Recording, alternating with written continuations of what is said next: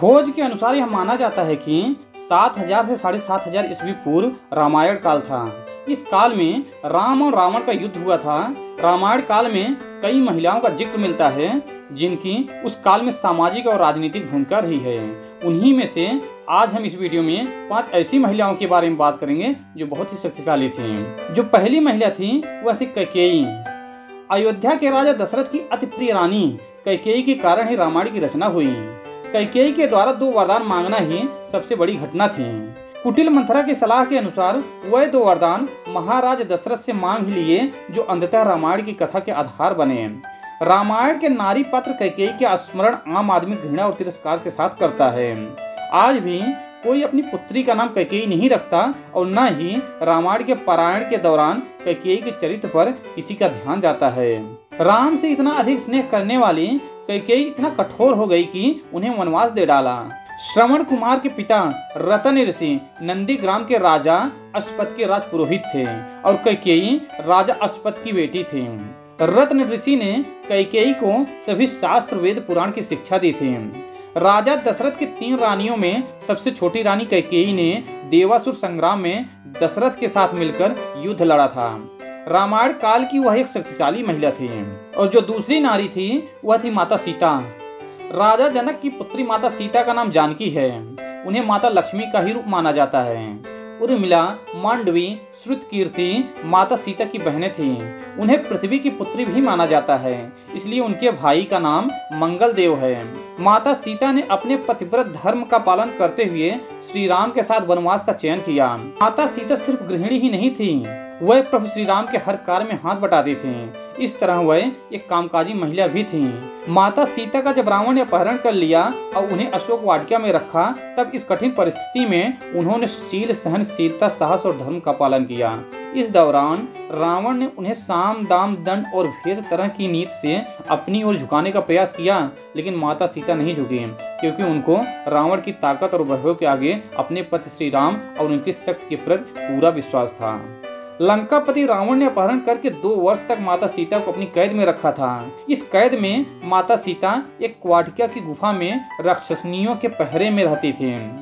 पद्म पुराण की कथा में सीता धरती में नहीं समाई थी, बल्कि उन्होंने श्री राम के साथ रहकर सिंहासन का सुख भोगा था और उन्होंने भी राम के साथ में जल समाधि ले ली थी। जो तीसरी नारी थी वह थी मंदोदरी। मायासुर की पुत्री मंदोदरी रावण की पत्नी थी। वह रावण की राजनीतिक सलाहकार भी थी। हालांकि सीता हरण के समय उसने रावण को सलाह दी थी कि तुम्हें एक कार्य नहीं करना चाहिए।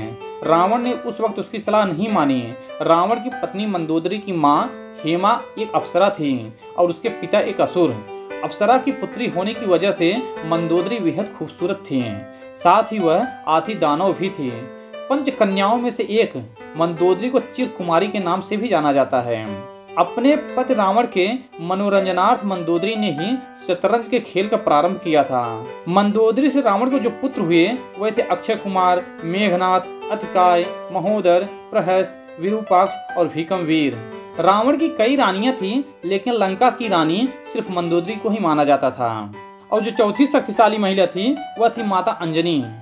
हनुमान जी की माता अंजनी को सभी जानते हैं। माता अंजनी पूर्व जन्म में देवराज इंद्र के दरबार की अप्सरा थीं। ऋषि ने उनको श्राप दिया था कि जा तू वानर की तरह स्वभाव वाली वनरी बन जा। ऋषि के श्राप को सुनकर पुंजिकस्थला ऋषि से क्षमा याचना मांगने लगी। तब ऋषि ने दया दिखाई और कहा कि तुम्हारा वह रूप भी परम तेजस्वी होगा। तुमसे एक ऐसे पुत्र का जन्म होगा जिसकी कीर्ति और यश से तुम्हारा नाम युग युग तक अमर हो जाएगा। इस तरह अंजनी को वीर पुत्र का आशीर्वाद मिला। जो 5वीं नारी थी वह थी माता अहिल्या।